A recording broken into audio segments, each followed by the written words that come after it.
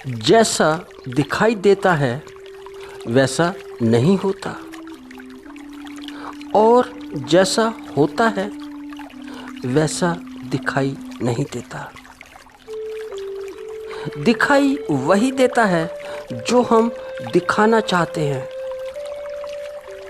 और जो नहीं दिखाना चाहते वह दिखाई नहीं देता है। वह बाहर दिखाई नहीं देता। उसे तो बस हम ही देख सकते हैं, हम ही, हमारे अतिरिक्त और कोई नहीं देख सकता, क्योंकि वह अदृश्य है दूसरे की निगाहों में।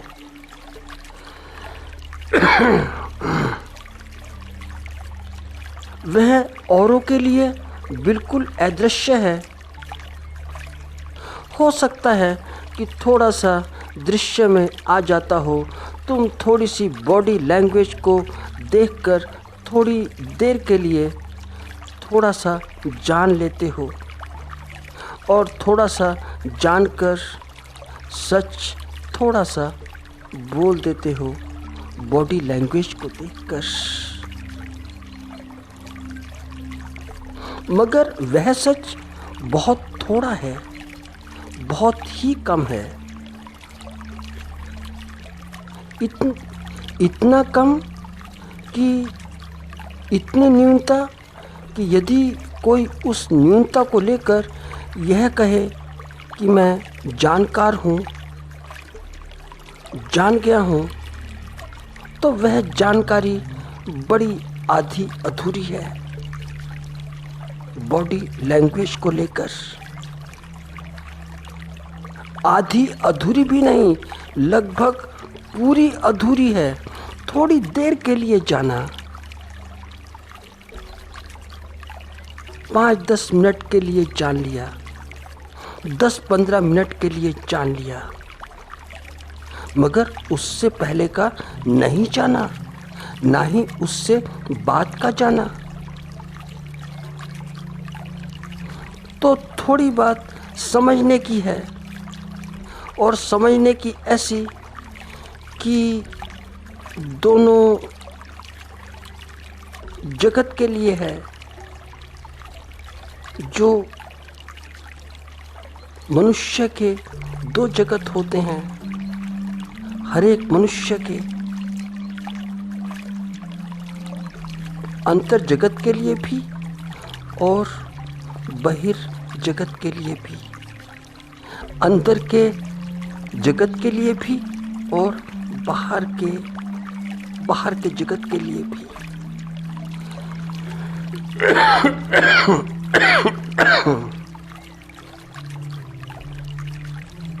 मनोदशा,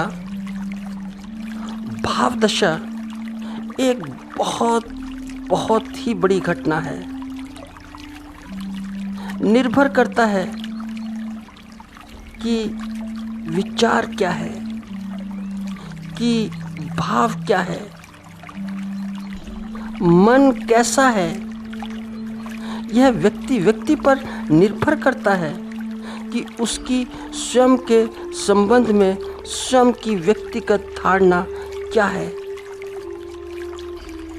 कि वह स्वयं को सीधे सीधे देखता है या नहीं देखता। और यदि देखता है तो क्या देखता है? क्या वैसा ही देखता है कि वह जैसा है, ठीक ठीक जैसा है? क्या वह अपनी ही आँख से अपने को देखता है, या फिर अपने को देखने के लिए या जानने के लिए दूसरों की आंखों में देखता है? और यदि दूसरे की आंखों में देखता है, दूसरों की आंखों से खुद को देखता है, खुद को जानता है, तो फिर वह सारा का सारा आर्टिफिशियल है, सारा कृत्रिम है, बिल्कुल अननेचुरल है, बिल्कुल अप्राकृतिक है। इस बात को थोड़ा सा हम और समझें। एक घटना है, सुनी होगी, बहुत प्रसिद्ध घटना है, और कुछ लोग तो उसे कहानी भी कहते हैं। मगर यदि कहानी भी हो तो भी बड़ी अर्थपूर्ण है, बड़ी अर्थपूर्ण।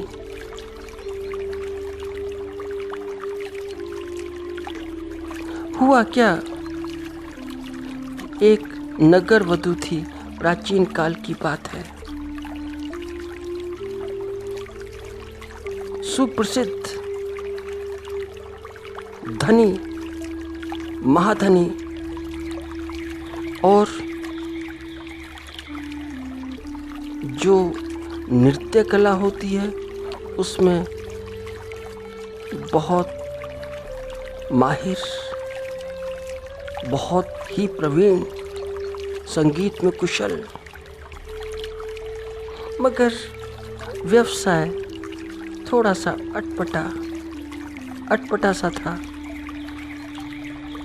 वैसे तो बहुत धनी थी, बड़ी अमीर थी, उसका घर महल जैसा था, मगर थी नगर वधू, नगर की वधू। यौवन काल था, इसलिए नगर वधू थी। तो कोई किल्लत नहीं थी पैसे लत्ते की, कोई शॉर्टेज नहीं, क्योंकि ऐसे बायर्स तो बाजार में बड़े मिल जाते हैं। दाम चुकाओ और मनोरंजन लो।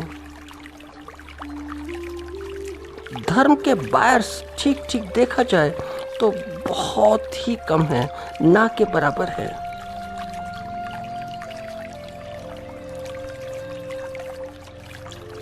कोई आ जाए तो आ जाए, नहीं तो कोई बायर नहीं आता, ठीक बायर नहीं आता।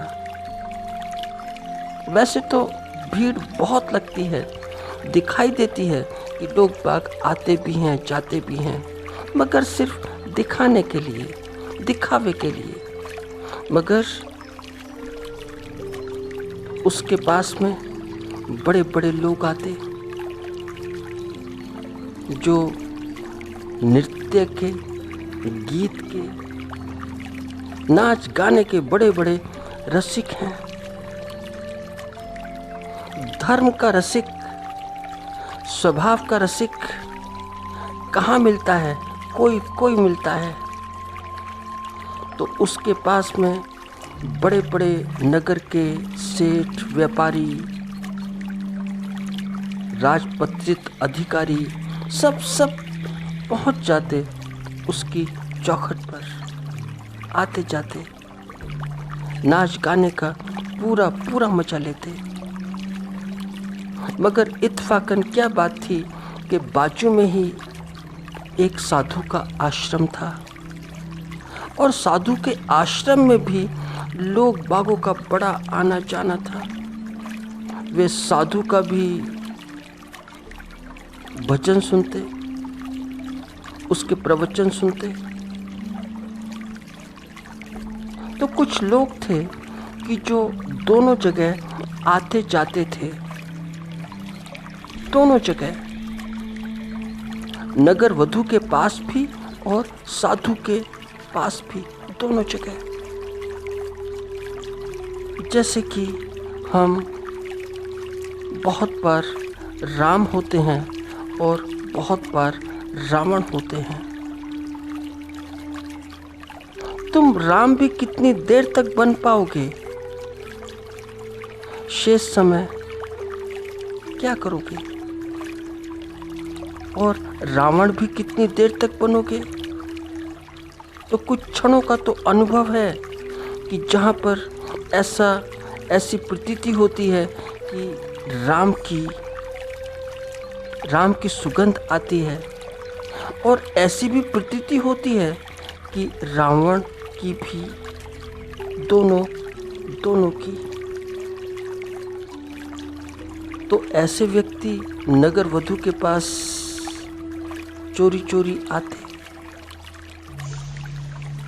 दबे पांव आते, क्योंकि बाजू में ही रहती थी और उन्हीं का मनोरंजन करती थी, उन्हीं के लिए नाच गाना, उन्हीं के लिए संगीत। मगर वही लोग जब साधु के पास में जाते तो भीतर खड़े होते, तो कभी बाहर खड़े हो जाते, तो कभी बतियाने लगते, ताकि सबको ठीक ठीक पता लग जाए कि हम कितने धार्मिक व्यक्ति हैं। मगर नगर वधू को देखो, बड़ी महत्वपूर्ण रही होगी, साधारण नहीं असाधारण रही होगी, क्योंकि सब कुछ होते हुए भी उसका भाव बड़ा गहरा था, बड़ा गहरा।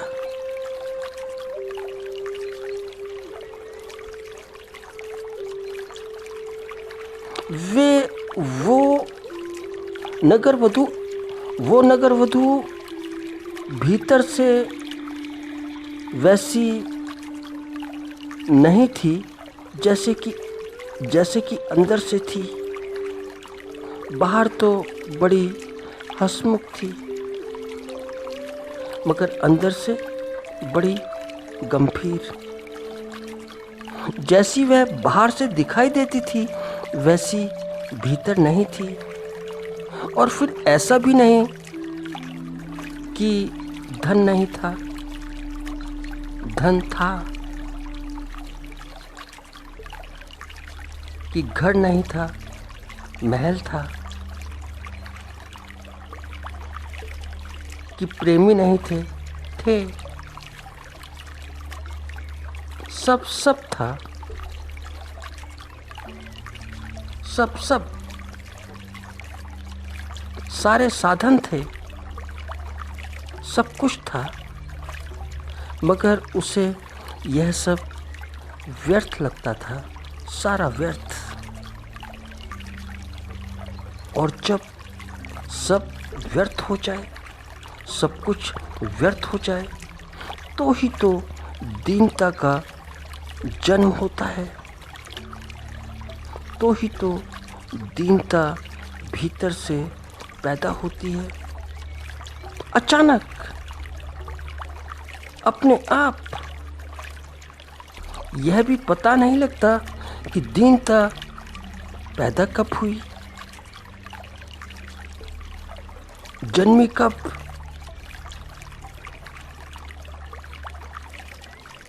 तो वह नगर वधू जब बाजू के आश्रम से, साधु के आश्रम से जब भजनों की आवाज़ आती, कीर्तन की आवाज़ आती, तो वह बड़ी भाव विह्वल हो जाती, अपने भावों में डूब जाती, रो पड़ती कि मैं तो नापाक हूँ, पापी हूँ। और जो इतना दीन हो जाए, इतना दीन हो जाए, तो स्वाभाविक है कि उसका अहंकार, सारा का सारा अहंकार वाष्पीभूत हो जाता है, कहाँ उड़ जाता है उसे पता ही नहीं लगता कि उसका अहंकार है कहाँ, क्योंकि मैं बचा ही नहीं। तो वह थी तो नगर वधू, मगर थी दीन, बड़ी दीन। व्यवसाय तो उसका अपमानजनक था, अधार्मिक था, मगर थी बड़ी धार्मिक। तो तुमने भी सुना होगा, आम बोलचाल में हम अक्सर बोल देते हैं कि तुम्हारा दीन क्या है। क्या तुम्हारा दीन ईमान है, धर्म, मजहब?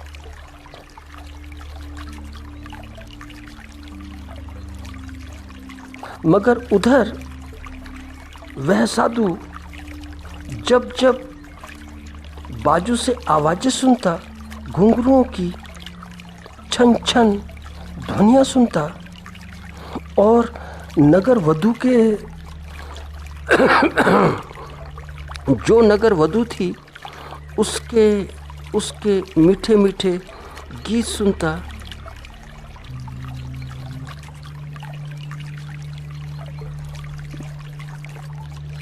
नृत्य की ध्वनियाँ सुनता, घुंघरुओं, ढोलक, मंजीरों की आवाज़ें सुनता, तो बड़ा बड़ा मस्त हो जाता। उसका बड़ा मन करता कि मैं भी जाऊं, मगर जाया नहीं जा सकता है। जाए तो कैसे? लोग क्या कहेंगे और क्या क्या बोलेंगे? और वह अक्सर सोचता कि मुझसे तो बहुत अच्छी नगर वधू है, बड़ी बेहतर है, बहुत बहुत ही गुना बेहतर है, क्योंकि जीवन का पूरा मज़ा ले रही है, सारा मज़ा है। क्या रंगीन जीवन है इसका, और मेरा जीवन नीरस, सारा नीरस।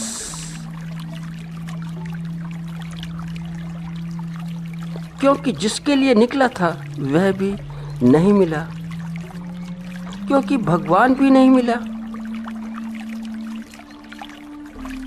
वह कभी हाथ में रहा ही नहीं, था ही नहीं, अब भी नहीं है। मगर कहा नहीं जा सकता है, बोल नहीं सकते कि भगवान हाथ में नहीं। बोलें कैसे? बोला कहाँ से जा सकता है? क्योंकि भगत लोग क्या सोचेंगे, कैसा समझेंगे कि जब गुरु ही नहीं जानता, बोलने वाला ही नहीं जानता, कीर्तन करने वाला ही नहीं जानता, भजन करने वाला ही नहीं जानता, तो चेले कैसे जान लेंगे?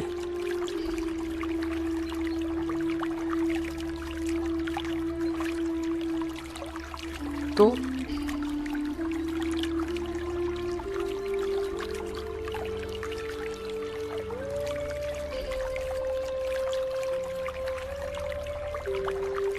भगवान भी नहीं मिला, न पहले मिला न अब मिला। जो हाथ में था, और हाथ में क्या था? संसार था, और जो हाथ में संसार था वह छोड़ दिया, और जो हाथ में नहीं था, हाथों से बड़ी दूर दूर था, वह नहीं मिल सका। तो अब क्या करें? पूरी के फेर में आधी रोटी भी गई, पूरी रोटी तो मिली नहीं, आधी रोटी भी गई।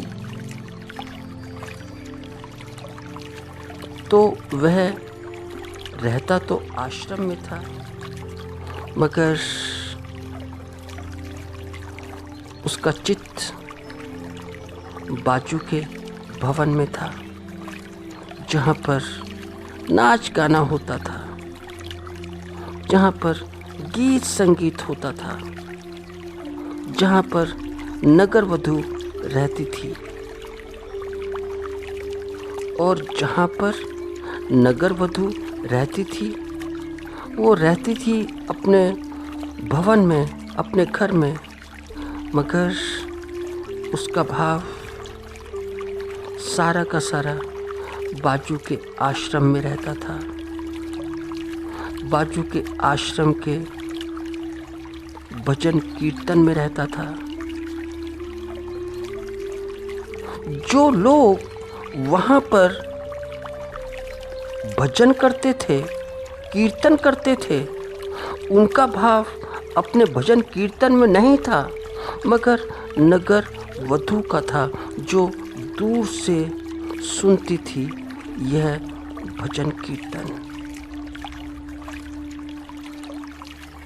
तो कहते हैं कि दोनों की मृत्यु भी एक ही दिन हुई, एक ही दिन, एक ही समय दोनों की।